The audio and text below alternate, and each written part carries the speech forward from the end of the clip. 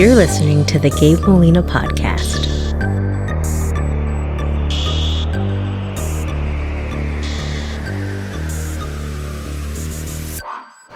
So I'm here with, again, with Maria del Carmen. So let me ask you this. This is my mom, by the way. How did you get the name Maria del Carmen? Well, I had... It sounds like a resort. No, it is, but my dad had a sister that died very young. Oh. And her name was Maria del Carmen. And he also had another one that died real young, too, that probably died at birth, and her name was Isabel. So me and my sister, got those names since he had lost some sisters. Ah, I got you. That's where it comes from. Were they literally from Carmen, somewhere in Mexico? Well, my grandfather came from Mexico, so, Right. Michoacan. So, they're familiar with all the places over there in Mexico, so they probably did. Okay. Playa del Carmen? Yeah. Yeah. Yeah. It's funny because one time I had gone to a doctor's appointment and I walked in and they said, Gabriel Molina. And I said, yes, that's me. And they said, oh, Gabriel, like the angel. And I said, no, Gabriel, like the shock absorber. That was your dad. That wasn't me. So I got to tell everybody that at one point I was almost named Javier with an X. And Dad saw the big sign on the side of Ben Franklin's that said Gabriel Shock Absorbers. But in hindsight, it makes sense because I literally kind of am like a shock absorber. So who knew Dad had the foresight? I would have rather had you Javier with an X. I think that would. You know what? You want to know something funny? Nina, if she had been a boy, she would have been a Javier with an X. So that probably would have been super weird. Yeah. Even though I think James's son Devin is dating a Devin. Oh. So that's kind of funny. But anyway, so I want to ask you a few questions about your life. Let's go back as far as you want to start. You said 6 years old? Yeah, when I was 6... You got 3 sisters, right? 2 sisters. Yes. 2 sisters. 2 sisters. And when I was 6, we moved into town from out in the country, if you can call that out. It was Were y'all in George West area or somewhere else? Yes, it was about 3 miles out, Alanisville. Oh, where it is now? Yes. The compound. Yes. Okay. Okay. We moved into a big house that my parents had bought. I don't know how they did that because it seemed like we didn't have that much money, but they did. Yeah. And were your grandparents, did they have any money like to give to the kids? no, they always were. I think they were farmers. They were working in the farming, and the kids. I mean, they had 8 kids, I believe, and they all worked out in the pasture, not pasture, but to pick up cotton and Okay, out in the fields. yeah, in the fields. I don't even know what I'm saying, but so they always struggled, and I thought that my parents weren't struggling when I was little. I thought we had everything we wanted. I mean, we never wanted for anything. Yeah. So, but he was a part owner of the restaurant here in George West El Comador. with his brothers. Yeah. And I tried to do my part. I was only Let me say 6. something real quick. El Comador was good, but the chicken fried steaks at TNT were better. I'm sorry. Go ahead, Mom. Go ahead. I didn't think so. I did. Okay. So I tried to do my part. I was interested in working too because everybody worked, and so I wanted to work also. Although I was just 6 years old, so I can remember reaching up on the tables, trying to wipe the tables down with a rag. Couldn't reach the middle, and I guess I wasn't smart enough to say, well, I can get on the chair and do it. Yeah, but that's dangerous. So. Yeah. So I was staying on the ground, but I was trying to wipe the tables down, and I would do my part. I felt happy doing that part. As I got another year or two, I started doing dishes, sweeping, washing dishes, sweeping, and mopping, and then even sticking my hands where I shouldn't have been sticking them in the kitchen too. But Did you get burned? they'd run me off. Did you get burned? I probably did. Were you trying to cook, or were you trying to grab something No, to I was snack on? trying to, probably both. I was trying to be a cook too, but they would run me off. And then when I was 12, I went to work at down the street, a couple of blocks away from Comedor. My dad had left there too, and he was working there for Ferguson's. And Was Ferguson's walk. Carter's at some point, or what was Ferguson's? well, Ferguson's was first one, Okay. and Carter's bought them out. Ah, got you. But I wanted to work, but I was still a little young, so I started going walking at lunch to see my dad, and that's where I met Bear. Dad was eating at the restaurant, or he was working? No, he was working. Oh, he's working Carter's. Yeah, he was working. He was a short order cook, and I immediately liked him because he was funny, and he was mild mannered. He was cute. Mm-hmm. He did have a full head of hair at the time. Yeah. Dark. Was he dark? Yeah, back he then? was very dark. But I just liked his whole personality, so I always had like a little crush on him. Yeah. And I would go over there and talk to them and stuff, and he would try to. I guess he would look at me like a little kid, And like after 4 to 6 months after I saw him, that time that he was working there, he quit working there, and I didn't see him for a long time. When I turned about 14 years old, I was working as a waitress at night. This is how much responsibility I had. I mean, I was working full time at night. During school too? No, that would be on the weekends. Oh, gotcha. But in the summertime, I would. Gotcha. I had an adult supervisor there, so she was there with me, helping me. So I wasn't totally alone. But that's when we had dances out at the VFW, and people would come after the dance to eat. Oh, gotcha. About 1 o'clock, 1:30. So I would get pretty busy. Well, there was one night that I saw a dark, handsome man come in, and I said, I know this person, So I You're like, kind but he of looks scared him. darker. Yeah, he looked darker. Well, I felt like my whole world stopped for a minute because I was like, is that who I think it is? I hadn't seen him in a while. And he right away put his charm on. Your dad. What's funny is I feel like him and Eddie at maybe the same age times were very similar in personality. Because everybody instantly likes Dad. Yep. Everybody instantly likes Eddie. Whether you're a guy or a girl or whatever age group you are, you instantly like those two. Yeah.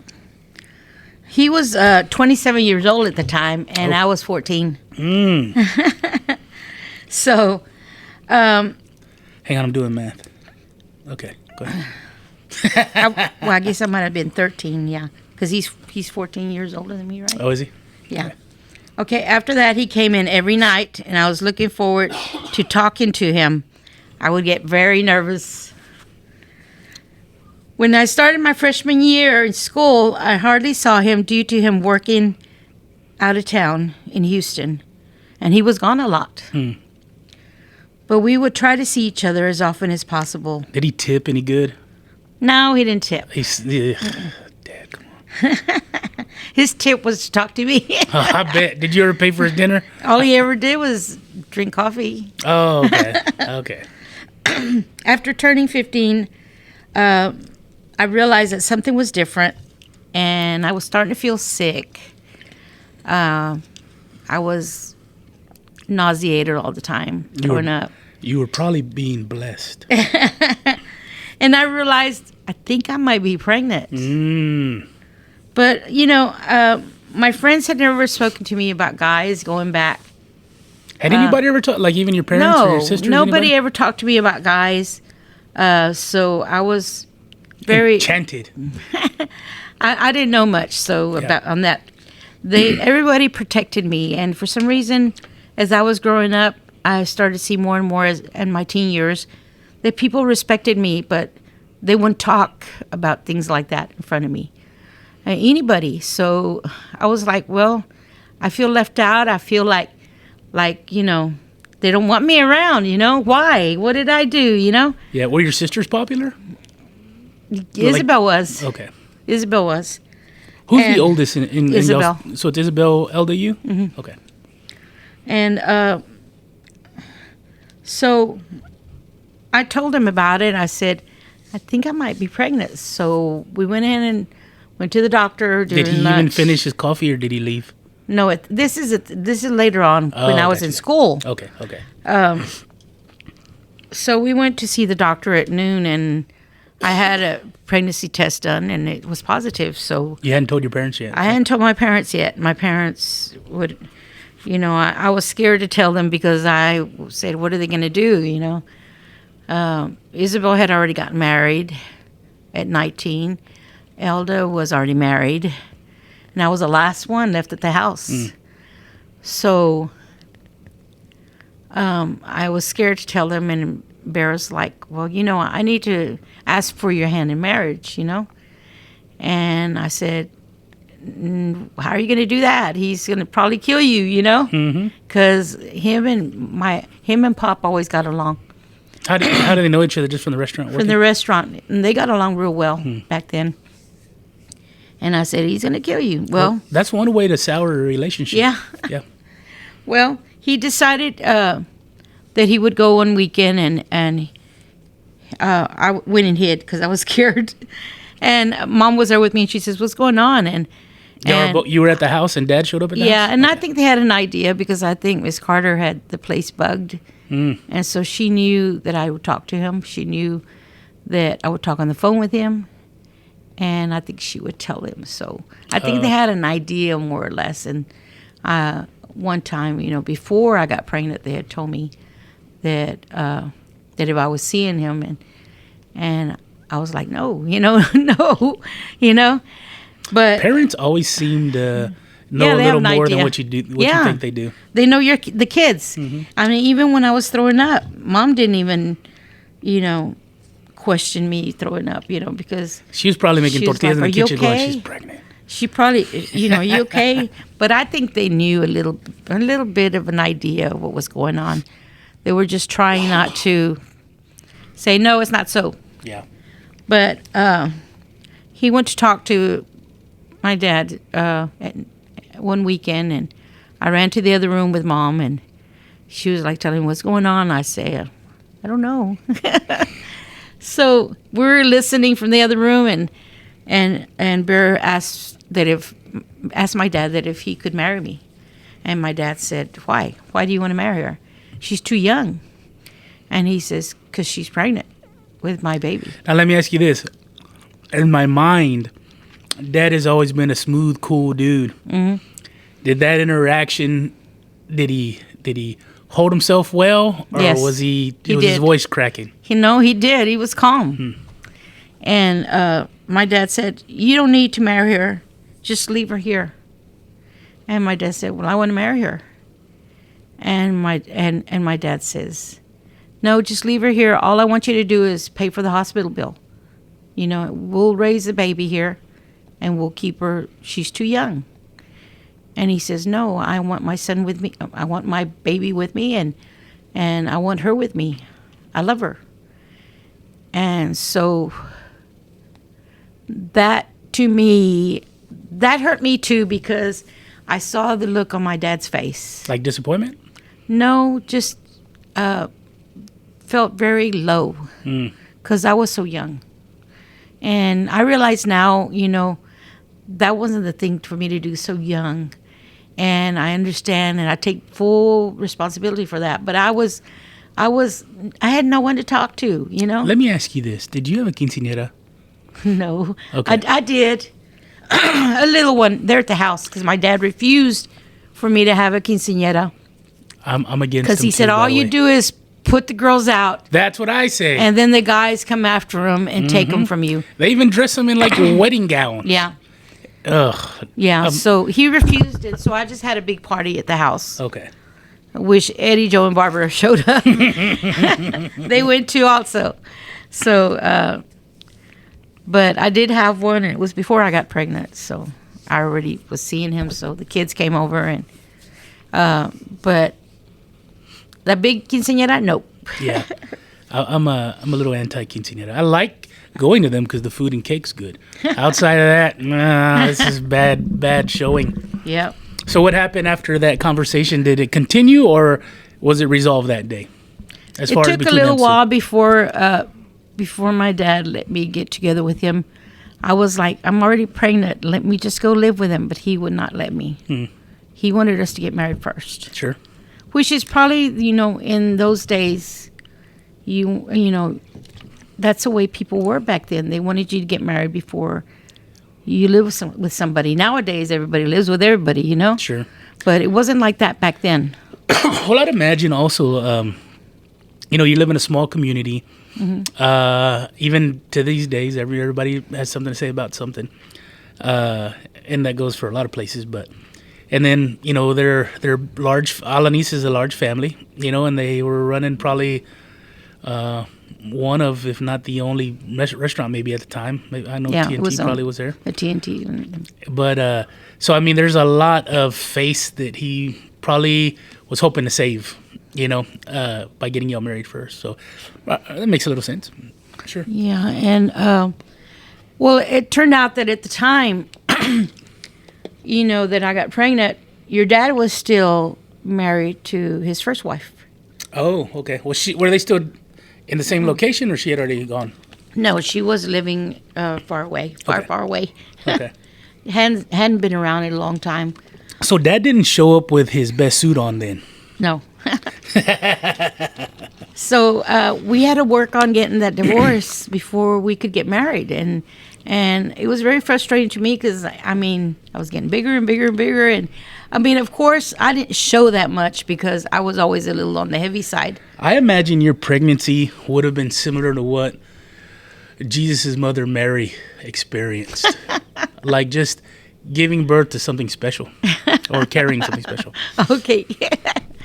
And so we worked on the divorce, and Bear said, "Well, I keep going to talk to him, and he says he's working on it, and I don't understand why it's taking so long, but it is taking very long." Oh, the lawyer? Yes. Oh, gotcha. And I said, "I can't believe you didn't take care of this before." Probably because Dad was missing payments. Go ahead. But anyway, finally, I think in November, which would have been all our birthdays. Mm-hmm. By the way, Dad's birthday is November 5th. You're November 11th. I'm November. Y'all got married the second time on the 15th, and or the first time too. Oh, okay, it was the same date that when y'all renewed. Mm-hmm. And then my birthday's on the 17th. If anybody wants to give anything, go ahead. Well, finally, we got that divorce in November, and it was the beginning of November, and so we just rushed to get married. It was like a week later we got married, mm-hmm. and then I was set up to go into the hospital 2 days later, or 1 day later, after we got married. So you still haven't moved in at this point? No, and so we went and to the hospital, got admitted. They were going to have to do, C-section? No, when they make you have your contractions. Oh, yeah. What do they call it? Induced labor? Induced labor. Yeah, there you go. They had it in induced labor, and right out. You were still too high up. I think it's because you wanted your space. Yeah. But I'm actually the tallest one in the family, so I probably was just tall. Yeah. So I started with the pains right away. I got it in the hospital at noon. Had contractions all day long, all night long, early in the morning, and then the next noon at 12, a nurse went in there and she checked me. And she busted the water. And I came right out. And yep, you came out with the water. You said, "Woo, swimming!" I still love the water. So I was very young, and I screamed and cried. Yeah, I screamed and cried all the way to the delivery. and they realized that they were going to have to do a C-section. So I already knew that. Well, when they put gas on my mouth and told me to breathe it, I didn't want to breathe it. It's like I freaked out. Yeah. You know what's funny is that's actually happened to me at the dentist. Oh, really? Where they tried to put gas on me, and like I kind of started feeling loopy, and my anxiety shot through the roof, and I took it off and threw it on the floor. And when they came in later on, they're like, "What's wrong?" And I told them I kind of got some anxiety about it. So they literally just did it without any anesthesia, and it was not good. But anyway, so that's probably where I got it from. Yeah. Well, eventually, I just gave into it, and I was out. And the next thing I knew, I woke up and I was like, is it over? Which was actually 20 minutes later. We went in at 1, and 20 minutes after you were born. That's a pretty quick labor, huh? It is. Some of them go faster. Yeah. But like I told you, they did a C-section. They had a cut. Oh. They had a cut and all that stuff. So I got you. That makes sense.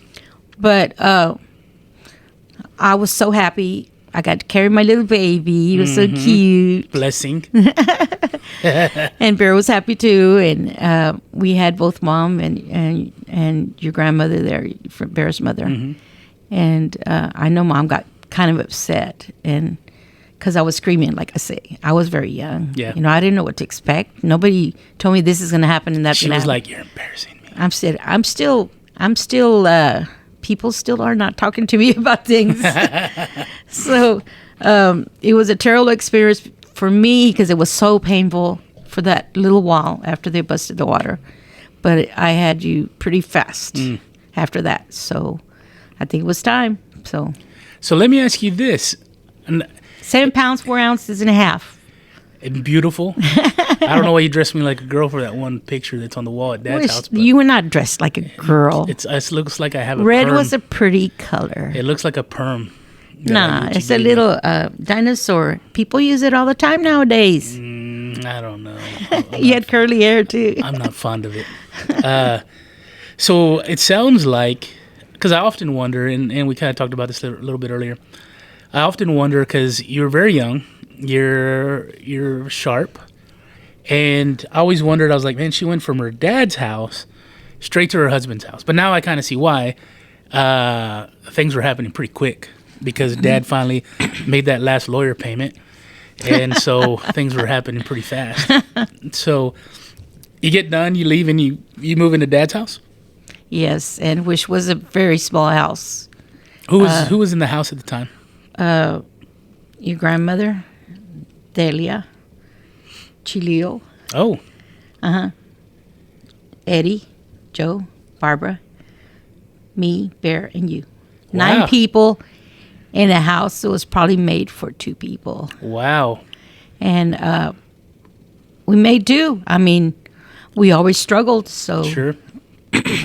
So we stayed with Grandma, and about, I think maybe 2 years later, So y'all lived tight like that out. for 2 years? Or did Suko and Chilio take off? No, we lived like that for about 2 years. Okay. Then we moved out, and we moved into a trailer park, which was across the street from my mom.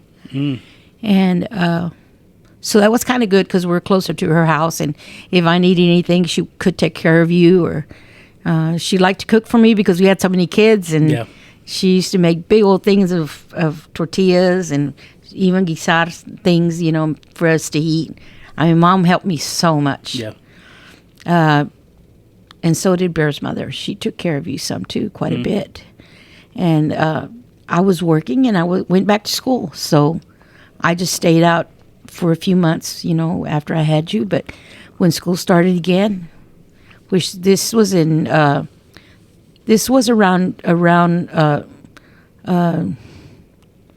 77? When school ended, my freshman year, I didn't go back my sophomore year. I was out my sophomore year. And then I went back the following year and started again. I wanted to finish high school. That's so something you were I definitely a year wanted behind? to do. Yes, I stayed a year behind. So, which I didn't like because all my friends were in the class ahead of me then, and the class I was with, I knew the kids, but it wasn't the same. I hadn't gone to school with all of them. Sure. So I had to make new friends, you people to hang out with, even though I'd hang out with my other friends that I had in the other class, but it just wasn't the same. I don't know. It's because I had gotten married and I had a son, but I was treated very different. So it seems like, and not to get too emotional into things, but it seems like I seen a pattern of how you have a support structure, but yet it's like you said earlier, your friends would talk to you, but there'd be certain things they would leave you out on. And then, and you're in a big house with a bunch of people and some kids running around. So it seems like it's easy to get lost there too, as far as just kind of, what do they say? The squeaky wheel gets oil. So it kind of seems like going back to school now, you're in a new grade, so you're kind of starting over and you're still kind of the quiet. And we talked about this earlier too, being married to dad's like an inferno, right? And you are a big lighter, and so you're very quiet, you're very to yourself, and even though you have emotions and things to say, it's almost like people are, you don't get an opportunity to express them as often as maybe other people would get to. Yeah, that's true. Yeah.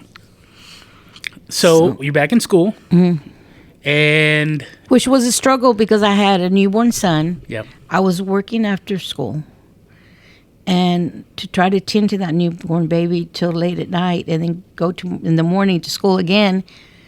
I skipped quite a bit of school. I think the teachers really, although I had good grades and everything, but the teachers would kind of overlook that I was in late, or that like they didn't say like you're late again. Take points off. Is it possible you were the only person in the school with a kid? No, I think there might have been one or two others. Oh, okay. But they weren't in my grade. So, but I think they overlooked a lot of things because they realized, I was young and I had a family. I had a big family. I didn't just have a son. I had a whole family. Sure. And a husband. So I think... let me ask you this. I'm going to sidetrack a little bit. Did Suko absolutely love me? Because I feel like she did. All my memories being a kid with Suko, she was always very good to me as I was growing up. Yeah, I think she did. Because you were a baby. Yeah. And she always said she would never have kids. But that was after taking care of Bear's kids. Ah, yeah. Well, I'm sure a lot of people would have said that too. But I think she loved babies, and when she had Peppa, she was on something else. Mm-hmm. Yeah. So she was a little bit too hyper for anybody. Yeah, Peppa was real hyper. Yeah. So, but. So when did y'all 2 years later y'all end up moving out of that house? Yeah, we moved out and lived in a trailer at the Universal Trailer Park across from Mom's house. And like I said, it was more convenient for me. We didn't have to go too far. The changes in weather and everything, I didn't like taking you out in the cold. I didn't want you to get sick. So it was close to take you, and Mom would help me any way she could. So she was working too, so it's not always that easy. But I finished my schooling, and my plans had been to go to college, but that didn't happen. But I was happy with finishing school in high school and having my diploma and having some knowledge, Mm-hmm. But I went and I started working in the stores, and that's where I started working. Full time was at the stores. And worked in the stores for 25 years. Yeah. Eventually. How was it for you? Because you were young. Eddie was probably closer in age to you than 5 years. About 5 years difference. And then Joe, I think, is a year or so behind Eddie, and then Barbara's like 2 behind Joe or Eddie or something. I don't know. Mm-hmm. So literally, I'd imagine there was some animosity there between you and the kids. But at what point in your life was it immediate possibly, or at what point in your life did you go, man, I'm a mother of 4 and did you ever get to a point where you felt like you were missing out on a lot of things and you regretted it? Or No. Did you immediately go into, hey, this is... I was so young, I had never had a taste of freedom, a taste of going out. My dad was real strict. He wouldn't let us spend the night at a friend's house. He wouldn't let us go anywhere with our friends. You know, he kept his thumb on us pretty good. So, no, I never could look back and say, well, I wish I could go out with my friends or meet my friends for lunch. I just was never used to doing that. Yeah. And I was so in love with Bear that, you know, I would do anything for him, you know, and even raise his kids. I mean, the kids could be a little hard one, you know, sometimes, and you know, kids are kids. Sure. You know, but I worked with them. I never complained about them that, you know, they're too much, you know, and I would kid with Bear and say, no wonder nobody else married you. I was the only dumb one that was willing to get married with you with all these kids. But, you know, eventually, you know, my love for them grew as they were my own, you know, because of that love that I shared with Bear. I saw what the kids went through, you know, with Mom not being there. And it broke my heart for them. And I guess that changed them in a certain way. And I would do everything I could for them. You know, we had our ups and downs. Everybody does, you know, but I love them like they were my own because of my love for Bear. Yeah. And because of what I know what they had gone through. But I had never seen anything like it because, like I say, I was protected, you know, a whole different life, you know. You were basically drinking from the fire hose. All of life's challenges all at once. Yeah, and like I said, my parents never showed that we're struggling, but we struggled. And Bear would say, you know, you've never lived like this, have you, to be struggling? And I said, because he had. Yeah, because he's always struggled. I mean, because his dad left him when he was 5, you know. And I said, no, I haven't. I've never lived like this, you know, struggling from week to week, you know. And at the time, Bear was drinking too much, so he always wanted his little beer, you know, full in the refrigerator. But that's his story, you know. Sure. And that didn't help, you know, to struggle to try to keep it full. But I loved him. Like I said, I'd do anything for him. And I remember one day he came home and he was drunk, and I was cooking a roast, and I had just put it in the oven. And he comes in and he says, I'm hungry. And I said, well, I just put supper in the oven. It'll be ready in a little bit. I'm hungry right now. Take it out. I'm going to eat it right now. So I said, it's raw. I just put it in there. No, take it out right now, he says. I'm hungry. And, you know, and he never mistreated me. He never talked back to me. He never slapped me. He never beat me up. I mean, he was a very good husband. But he had that habit of drinking too much. Sure. And so I took the roast out of the oven, and like I tell you, this thing was still raw. I had just put it in there right before he walked in. I put it in front of him. I said, okay, you want it now? Here you are. He took one bite and he said, this is raw. I told you. So I just laughed about it. I said, I told you, you don't want to listen to me. So he gets up and goes to the other room and lets me cook in peace. I remember one time he came home when we were at the White House, and he was drunk. And I guess you had to go get him, and maybe Joe went with you or something. I don't know. But we all gave him a bath in the tub, and I remember he threw up in the tub. No, that was during my graduation barbecue. Oh, was it? Yes. He went home by himself. Oh, okay. He cooked all day long, and he was in the heat, so he was drinking. Just got to stay hydrated. Uh-huh. And went home, didn't even know when he left. I was looking for him, and I asked one of his friends, where's Bear? I haven't seen him at all. Where's Bear? Oh, he went home. And we're just fixing to eat. And he wasn't there. He was gone. And I was so upset with him because this was my celebration, you know? Yeah. And when it was over with, I went home, and he was crashed out on the bed.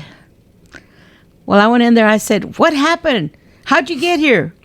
"I drove," and he was still drunk. Then he got up and went to the bathroom, and he threw up all over himself. So I put him in the tub, and all of you kids were behind me.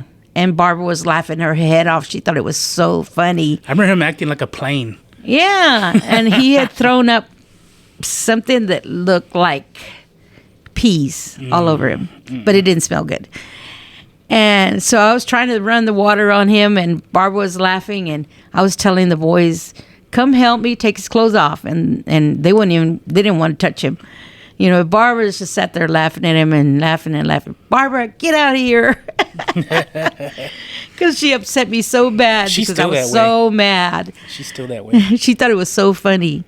Well, I told Bear, "Don't you ever be doing that again," because he had mixed drinks with alcohol, and so that was what happened. So, that was terrible. So, out of all the kids, which one of the three, Dad's first three kids, did I guess were more receptive to you first? Who kind of I guess At first, yeah, Joe. Joe. Yeah, Joe was a little bit closer to me, although we had a little fallout at one time, but he realized that that's not what I was trying to do. I mean, I had run him out for me to clean that trailers because I was trying to clean up, and it was a weekend. They kept coming in and out, in and out, in and out, and chasing each other, and I was trying to mop. And every time they come in, they're tracking dirt.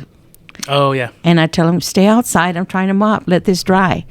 And they wouldn't listen. They kept coming in and out, more.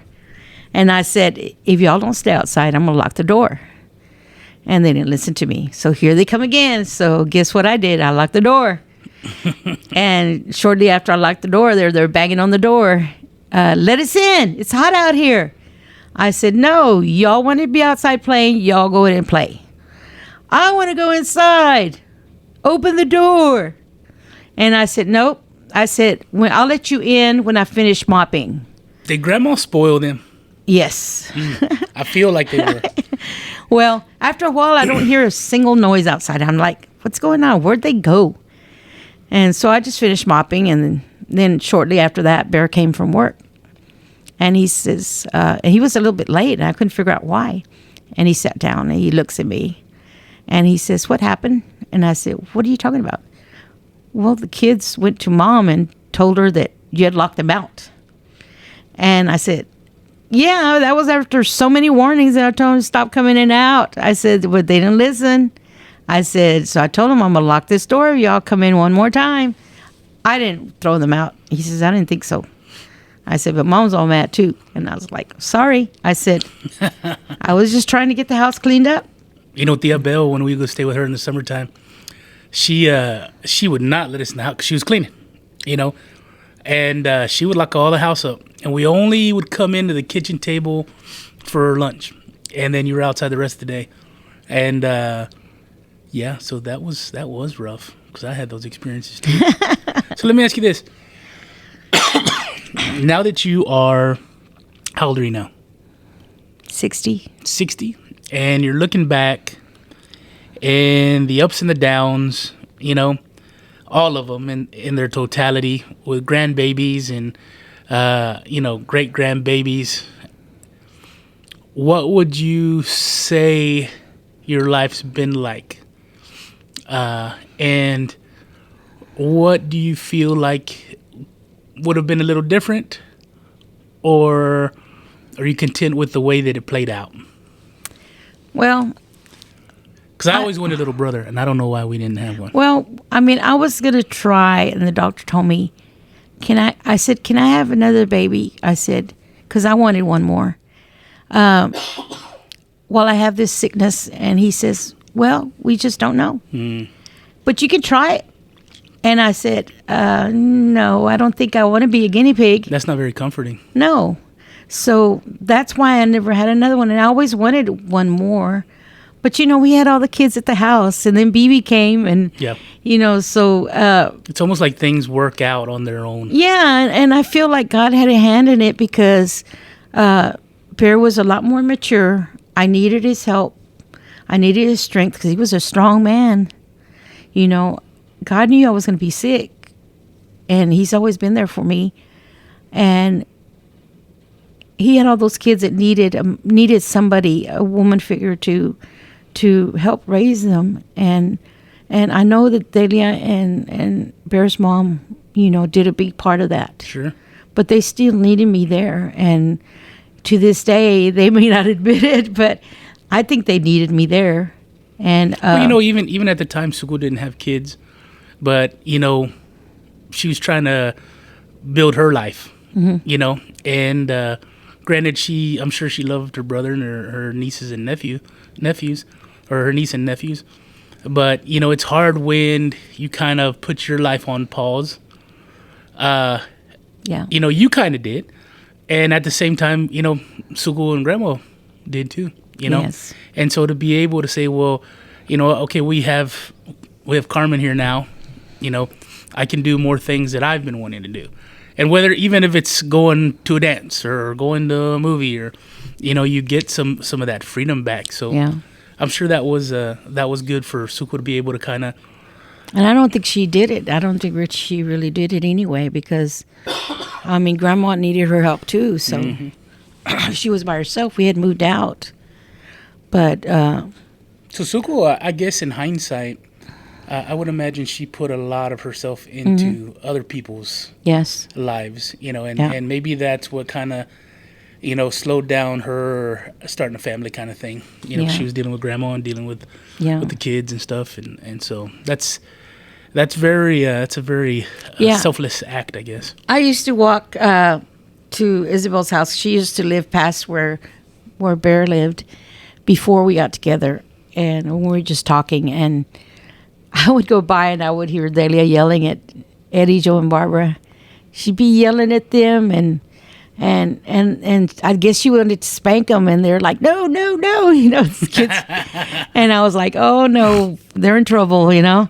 But at the time, I didn't realize, you know, why. But I got a little taste of it. So, Sure. But I never hit the kids. I like to think I never mistreated them, you know. I treated them like I would any other kid of mine, and there was struggles, you know. But to this day, I love them like they're mine. I mean, you know, God has helped me so much to realize when I see someone struggling, you know, I feel for them. You know, I can literally feel what they're going through, and I saw so much of that, you know, with the kids growing up.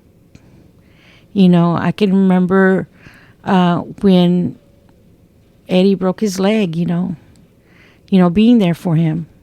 I'm the one that was there, you know. Yeah. I can remember as they were growing up, you know, when they were going to school, that they were struggling getting to school or with their studies. I can remember all that. I remember when Joe had a concussion, and he had a few. Yeah. And he cried on my shoulder and said it hurt him so bad.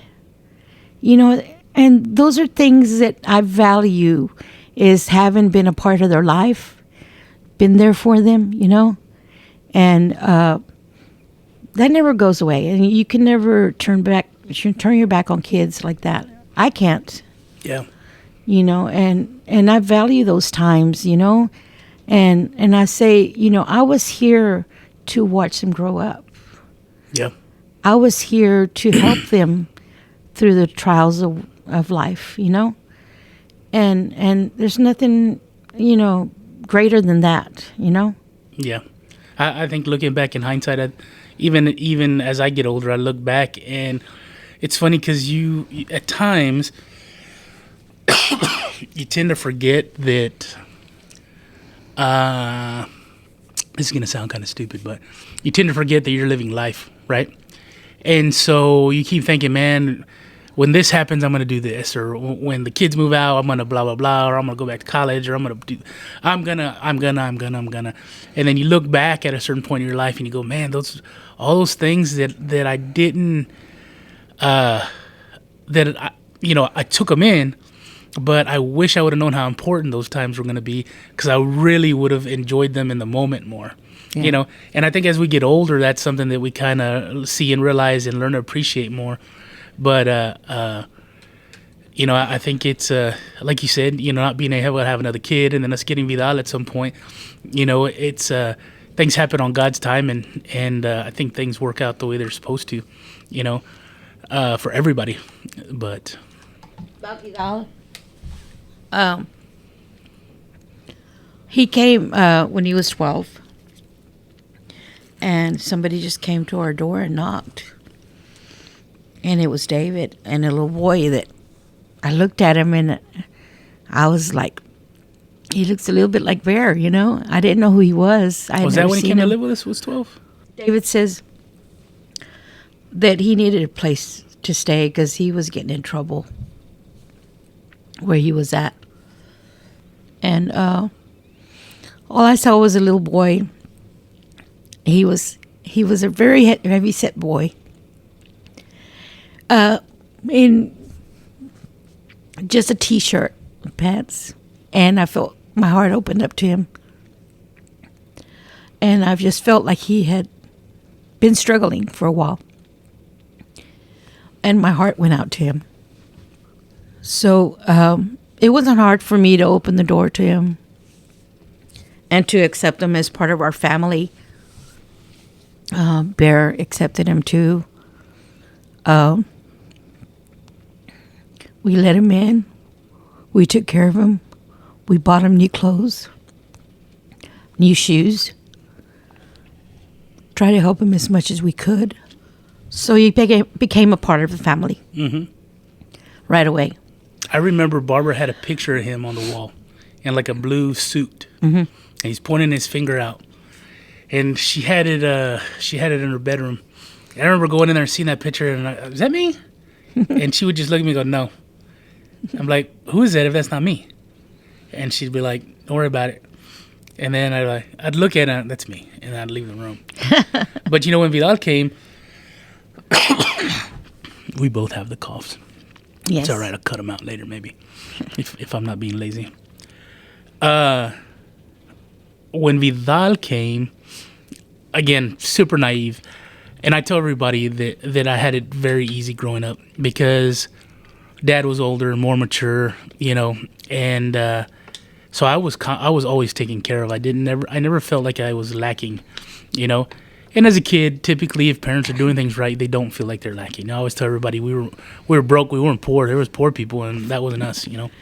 Maybe at one point, our family was, but I remember when Vidal first came, Eddie took us to the lake, and he had tattoos on his legs. He was hairy, and I remember thinking, man, this guy's bad.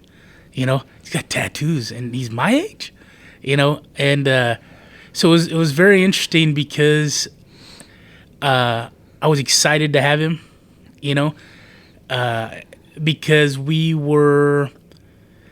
I was excited to be around Eddie, Joe, and Barbara, So I was like, he's gonna love this, we're awesome. We have so much fun. We play sports all the time, and he had, but I didn't realize. And granted, I was young and stupid.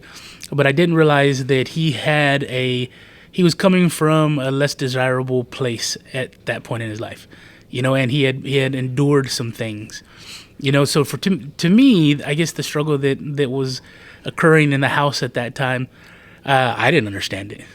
As I've talked to Vidal and heard more stories from Vidal, again, it makes sense. There's things that make sense. But again, I think the importance of God's role in our family and making things happen the way they did. When they always say hindsight's 20/20, and you look back and you go, man, that worked out perfect. Yeah. It wasn't the smoothest road, but now that we're here where we are, and everybody's an adult and there's grandkids, and things worked out very well. And not to say there won't be future struggles and future things to endure, but the fact that we got Vidal when we did, he was a part of growing up with us. It wasn't like he came and he was already 20. You know, Yeah. he came and he was still a kid. You know, so he got to do some of the fun stuff and hang out with us and whatnot. You know, and experience, you know, Eddie and Joe and Barbara and the fun stuff that always followed them around. You know, it's I'm thankful for that. You know, and that's part of the tattoo. I know that y'all weren't excited when I got the tattoo on my arm, but it was your initials, Dad's initials, and 1976 is when I was born, because I think that's when we became a family, so to speak, even though we weren't completely built yet, you know. And then the bear paw's got the 5 toes, and that's Dad's 5 kids, you know. And I think I'm thankful for that, you know, and in all the struggles that we had growing up and things like that, and to future struggles. I think that we have a good team, you know. To put it in Dad's softball terms, I think we have a pretty good team, and I think as long as we keep our faith in God, and we're always going to fight, we're always going to argue, you know, we're siblings, you know. One thing that I was always impressed with was when I was in, I think, the 6th grade or 5th grade, I don't remember. We're learning about families, and they were talking about you know, your nuclear family and your extended family and blah, blah, blah, blah, blah. And I remember reading the one on the family that was a stepmom, stepdad,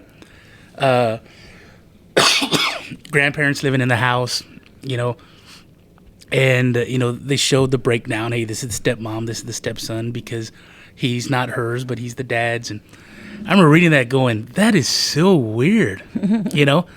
Because we didn't grow up that way, you know. Barbara never called me her stepbrother, and I never did it back to Barbara, Joe, or Eddie, and you know, I'd hear them say from time to time stepmom, but you know, I never thought about it, you know.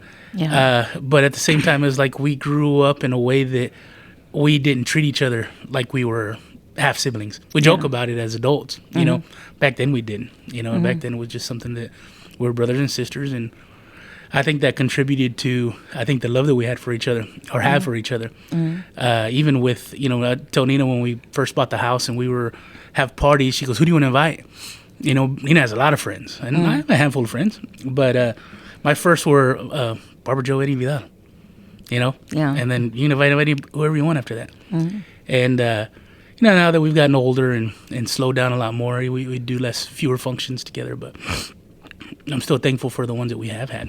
But you got anything else you want to share? All I can say is that I love my whole family, even the great grandkids. They're so cute. Oh, it's ridiculous. And they are my grandkids, great grandkids, my kids. I've always thought about all y'all as my kids, my grandkids, my great grandkids. You know, even though you could consider me step, but you know, I love all of them like they're my own, because I'm a part of this family, you know, and the love that me and Bear had for each other, you know, has grown into the whole family. Yeah. And I see little bits and pieces here and there, you know, and it's just so great to see all the grandkids grow up and be parents themselves, you know, and it's so neat to watch after I saw them grow up when they were little and babies, you know, like Matt. We used to have Matt quite a bit, you know, and take him places with us, and you know, and I babysat him and loved him. Michael, we babysat a little bit, but then I got sick, so that was the end of that.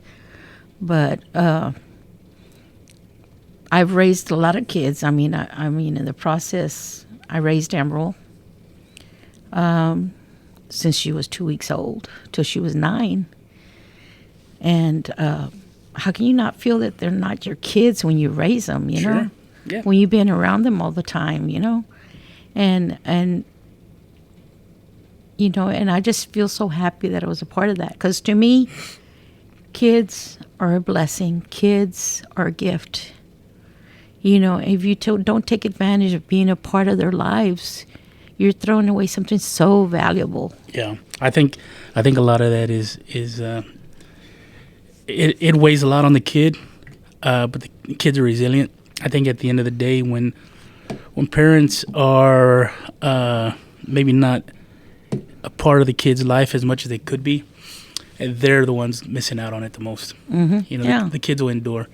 You know, and they don't realize what all they're really missing out on.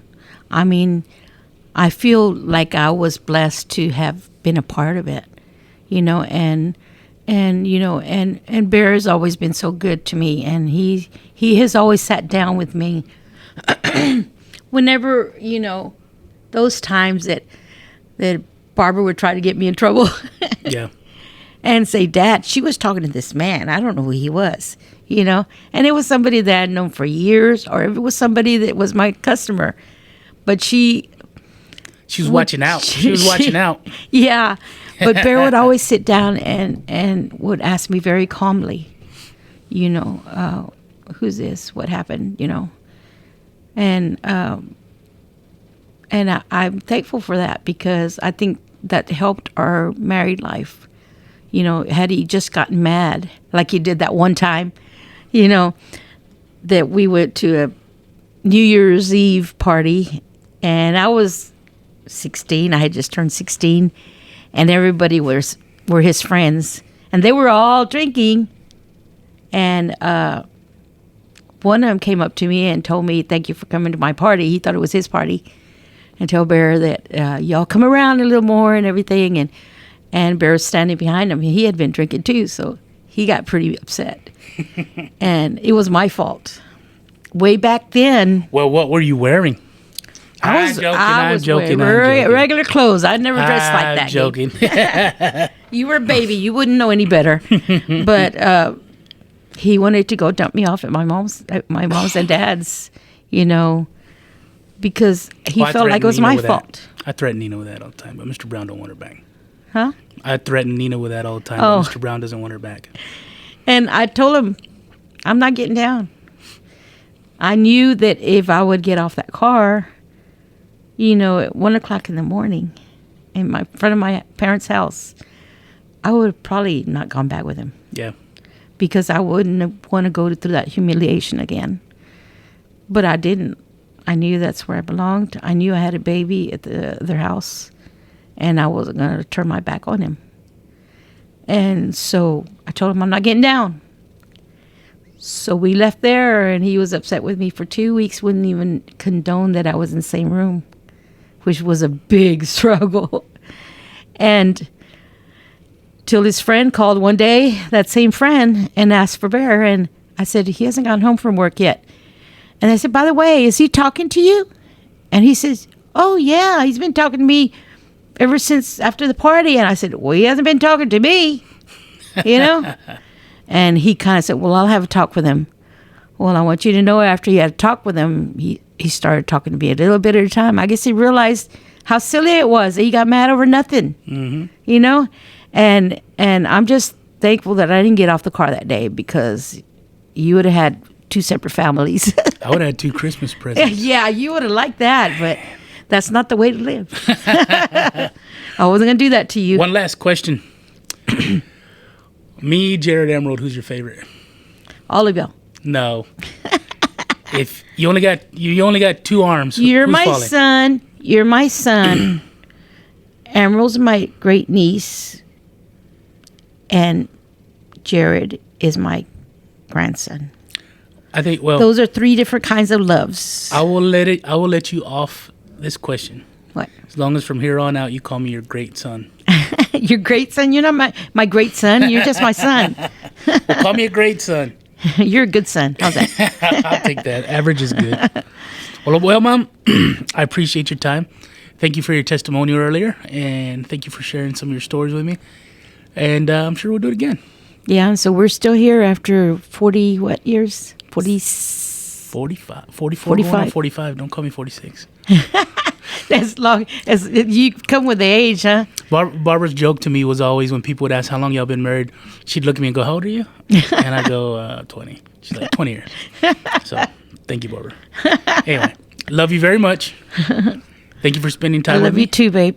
And we'll talk to you again, and we'll do this again in the future. I was happy that you came to do this with me, because I would have done it with anybody else. Well, good. We'll do another one soon. Well, maybe I'll have you and Dad on. That'll last 6 hours. I'm sure. That's your dad's fault. I know. All right. Love you, Mom. Okay, love you too, babe. Thank you.